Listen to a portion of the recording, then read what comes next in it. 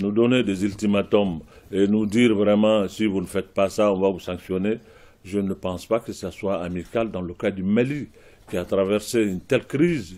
La CEDEAO, bon, ils nous ont accompagnés, c'est vrai, mais pas de façon visible comme on le souhaitait. Et que si aujourd'hui ils sortent le bâton pour essayer de nous dire bon, vous faites ça ou on vous sanctionne, ce n'est vraiment pas amical, ce n'est pas les pays amis frères qui doivent se comporter de cette façon à l'endroit de leur alors la CEDEAO très critiquée ces derniers jours à Bamako, et pourtant vous l'avez dit, il y a des règles auxquelles le pays a souscrit. Est-ce qu'il faut revoir quelque chose dans le fonctionnement de cette instance à votre avis?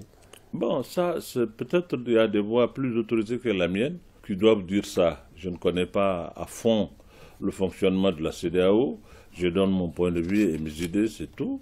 Mais ce que je sais, c'est que maintenant, qu'il y ait CEDEAO ou pas, le Malien doit se mettre ensemble très rapidement pour chercher une solution de sortie dans cette crise. Ça fait à peu près 3 mois, ou peut-être même au-delà, que nous sommes là sans gouvernement.